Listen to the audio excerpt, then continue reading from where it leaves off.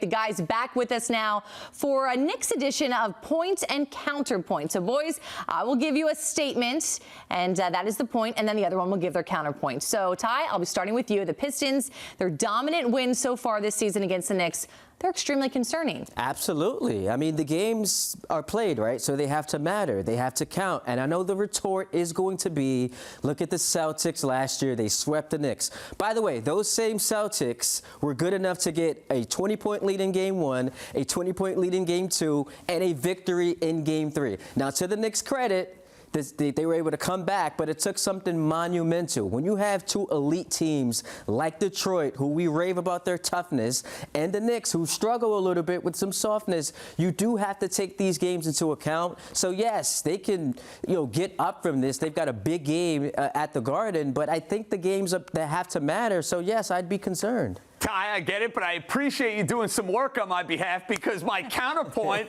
is the history lesson of what we watched and what we witnessed a year ago. Because if you go back and turn back the clock, a year ago, we were saying the same things about the Knicks and the Boston Celtics. The Knicks don't belong on the floor with the Celtics. They have no chance in a postseason series. They lost all 4 regular season matchups. 3 of them were not competitive, were not close.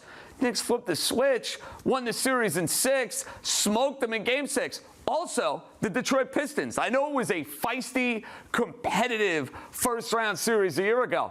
Knicks didn't prevail. I know it was tight. I know it was competitive. They still won the series. Detroit's got to show me they can beat the Knicks when it counts. All right, and we'll see. We'll see how it goes, of course, Thursday when all the action resumes. JJ, you've got the point this time. The Knicks, they'll be the favorites in the East, even if they don't end up with the #1 seed. Yeah, this to me is the point because if you look at the starting 5 as a whole, it's the best starting 5 that you're going to roll out within the Eastern Conference. It's a battle-tested group that's been there and done that. And I think adding the likes of Alvarado and getting that team a little bit more grimy and a little bit more tough will go a long way.